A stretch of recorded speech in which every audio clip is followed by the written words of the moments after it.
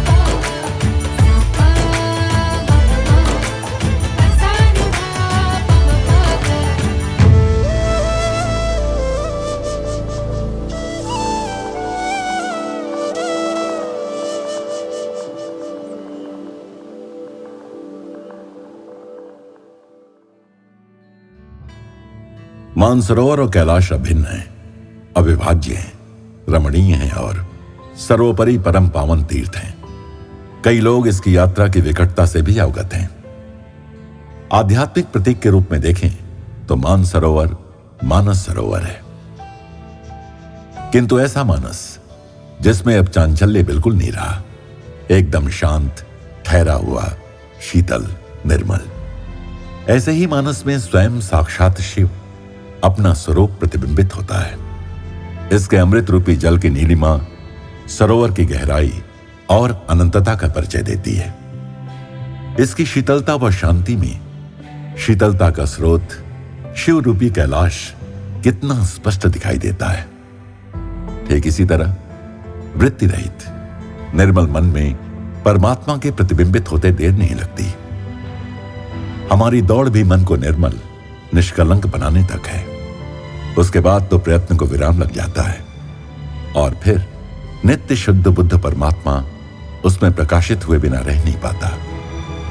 अब कैलाश रूपा शिव शक्ति रूपिणी अम्मा साक्षात हमारे बीच हैं, तो हम अपने मानस सरोवर को इतना शीतल, गंभीर, शुद्ध और निर्मल बना लें कि वो सतत इसमें प्रतिबिंबित होती रहे। यात्रा की विकटता को कम करने वो स्वयं हम तक आ गई हैं। थोड़ा प्रयास कर हम भी 4 कदम आगे बढ़कर अपने मनुष्य जीवन को सुंदर, सफल बना लें। प्रेम स्वरूपी और आत्म स्वरूपी आप सभी को नमस्कार। സ്വന്തം കഴിവിലെ ശക്തിയിലും മതിമയങ്ങി എല്ലാം തൻ്റെ ചൊൽപ്പടിയിലാണെന്ന് അഹങ്കരിച്ച മനുഷ്യൻ ഒടുവിൽ ഒരു അണുജീവിയുടെ മുന്നിൽ തകർന്ന് തരിപ്പണമാകുന്നത് നമ്മളെല്ലാവരും കണ്ടിരിക്കുകയല്ലേ। मनुष्य और ईश्वर के संबंध के स्वरूप पर बल देती है महाबली की पौराणिक कथा। महाबली की कथा कोरोना महामारी के काल में भी उतनी ही प्रासंगिक रही। अपनी शक्ति, सामर्थ्य में आसक्त होकर सब मेरी मुट्ठी में है इस अहंकारवश मनुष्य को इस सूक्ष्म से जीवाणु के सामने घुटने टेक देने पड़े। हम इसके साक्षी हैं। मनुष्य जीवन अस्त व्यस्त हो गया था। कुछ ऐसा ही महाबली की कथा में भी हुआ। त्रिलोक विजेता महाबली को अपने सामर्थ्य का अहंकार हो गया। 3 पग धरती मांगने वाले बालक को इतना कम मांगकर अपमान न करो, महाबली ने वामन से कहा और अधिक मांगने को बार बार आग्रह किया। पर वामन ने महाबली से कहा, महत जीवन है सत्य का मार्ग, छोटी चीजों में संतोष नहीं तो कहीं संतोष नहीं, मुझे 3 पग भूमि ही चाहिए, दृढ़तापूर्वक कहा। अंत में महाबली ने राज्य खो दिया। बालक को दिया वचन भी पूरा न हुआ। उसी प्रकार कोरोना के सामने मनुष्य निस्सहाय हो गया, क्योंकि इस सूक्ष्म वायरस में समस्त विश्व का नाश करने की शक्ति थी। विश्व की गति को विराम लगा दिया। हम बस मैं और मेरा ही सोचते हैं। कितने ही सबक सिखाए जाएं, हम कभी सीखते नहीं, कुछ भी हो सीखते नहीं।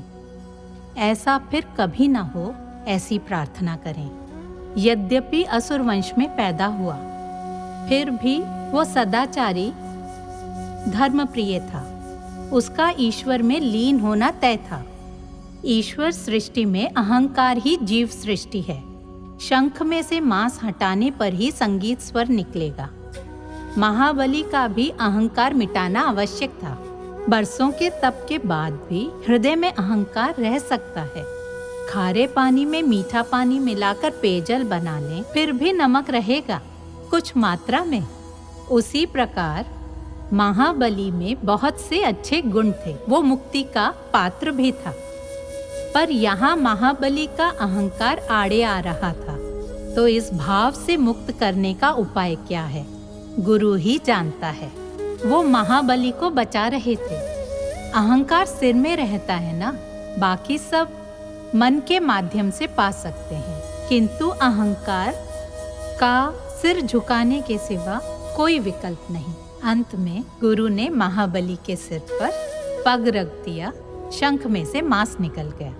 10 सेंट भूमि का स्वामी अब अखिल विश्व का स्वामी हो गया, अखिल ब्रह्मांड का। वास्तव में ये महावरदान था। अहंकार पाताल में गया, माटी में मिल गया। जीवात्मा परमात्मा में मिला तो हृदय रूपी फूल खिल गया, सुगंध चहुं ओर फैल गई। प्रतिवर्ष मैं आऊं तो सब लोग धनी या निर्धन के अंतर बिना नए कपड़े पहने हों, सत्यनिष्ठा जैसे धार्मिक मूल्यों का पालन करते दिखें, ये वर मुझे दीजिए, ये मेरी अभिलाषा है। महाबली ने ये मांगा, मोक्ष नहीं। दुनिया में सभी लोग हंसते खेलते रहें, नाचते गाते जीवन का आनंद लेते रहें, ऐसा लोकहित का वर मांगा महाबली ने। तनिक अनुमान लगाइए, जिसे मृत्यु दंड मिला हो, सूली पर चढ़ने से मिनटों पहले तक मृत्यु दंड माफ सुनने की प्रतीक्षा करेगा, एक शब्द को। पर नहीं, किसी महात्मा की ही सोच ऐसी हो सकती है। जब गुरु ने उसका अहंकार विलीन कर दिया तो बीज का खोल टूटा और छाया देने वाला विशाल वृक्ष बन गया। बीज ब्रह्म, वृक्ष ब्रह्म हो गया, वो जागृत हो गया।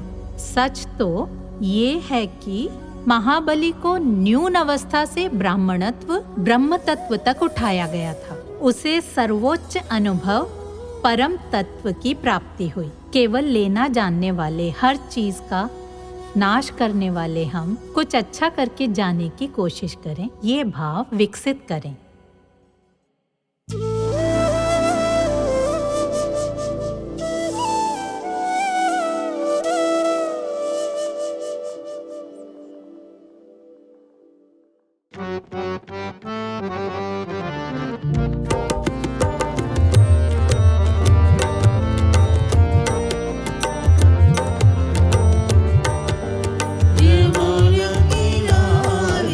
मुरली बजाए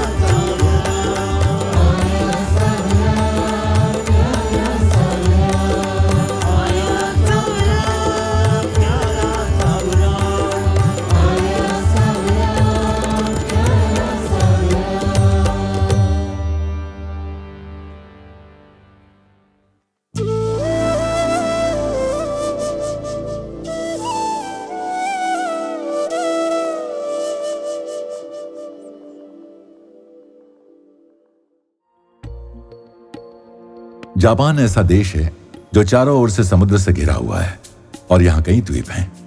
पैसिफिक कोस्ट के आसपास फैले हुए लगभग 7000 द्वीप हैं जापान में बहुत से स्थान सुंदर पर्वतों, घने जंगलों, चमचमाती स्वच्छ नदियों और गरम गरम चश्मों से संपन्न है। चेरी ब्लॉसम को जापान का राष्ट्रीय वृक्ष कहा जाता है। जिस ऋतु में चेरी आती है उसे सकुरा कहते हैं। सारे देश में इतना सुंदर दृश्य प्रस्तुत हो जाता है। सफेद, हल्के गुलाबी, कभी कभी गहरे गुलाबी या पीले रंगों के चेरी के वृक्ष मिलकर जो अद्भुत दृश्य प्रस्तुत करते हैं वो शब्दों के परे हैं। ये स्थानीय लोगों और पर्यटकों दोनों को लुभाते हैं।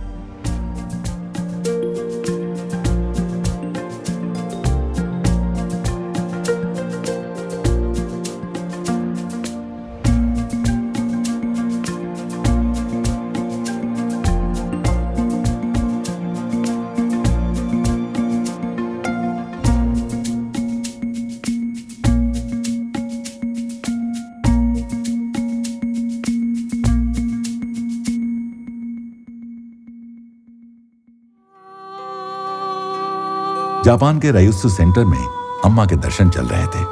अपने बच्चों के बोझ और दुख को अम्मा यूं हर लेती हैं जैसे उनके अपने हों। वो जीवन का अर्थ समझते हुए, ये जानते हुए कि कम से कम कोई तो उनका ध्यान रखने वाला है, आगे बढ़ने में उनकी सहायता करती हैं। अम्मा का प्रेम अनुपम है, इस दुनिया की किसी भी चीज से अतुल्य।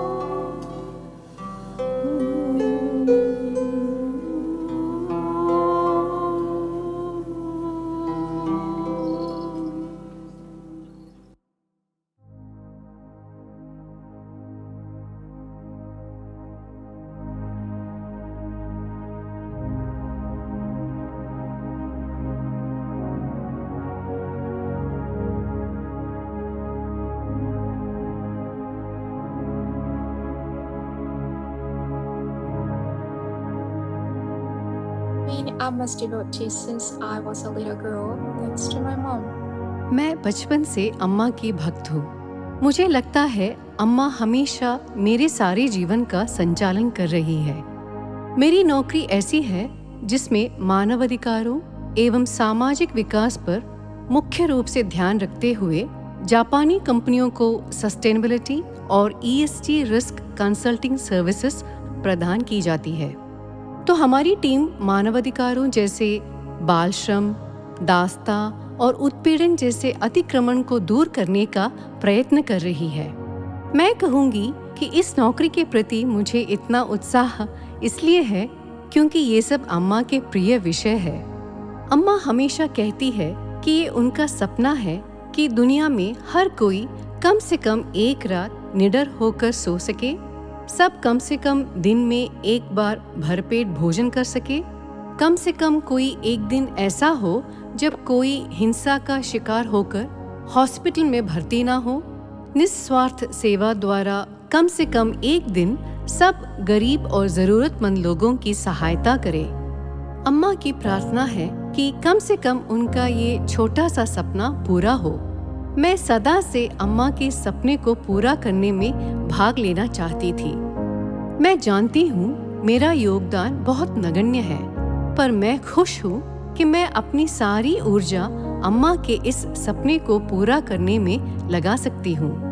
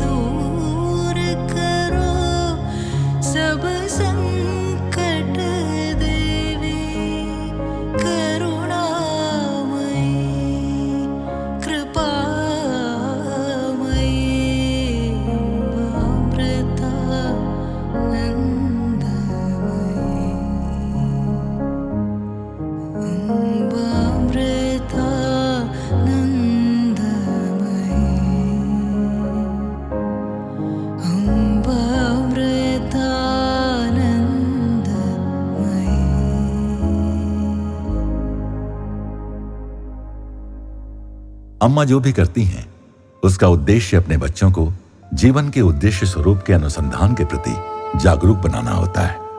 अम्मा ने अपने बच्चों का आत्म पूजा में मार्गदर्शन किया।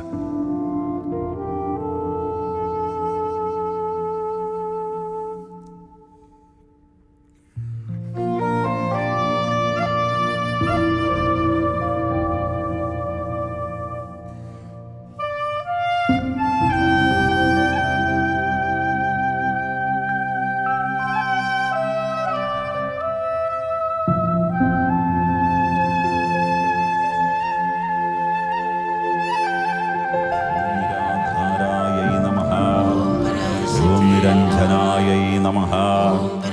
ओम निर्लेपायै नमः। अम्मा हमेशा भीड़ में रहती हैं अपना सब कुछ जन सामान्य पर लुटाती हुई। अम्मा स्वयं को अपने बच्चों से अलग नहीं देखती, इसीलिए वो हमेशा सब जैसी ही दिखाई देती हैं, उनसे अलग नहीं।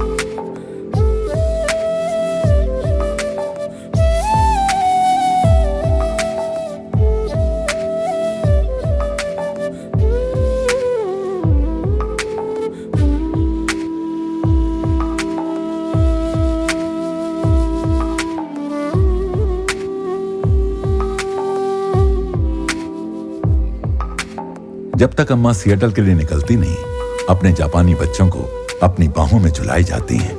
एक माँ और उसके बच्चों के बीच कुछ नहीं आ सकता, और बच्चे अम्मा के सानिध्य के प्रत्येक अवसर की प्राप्ति के लिए सदा आभारी हैं।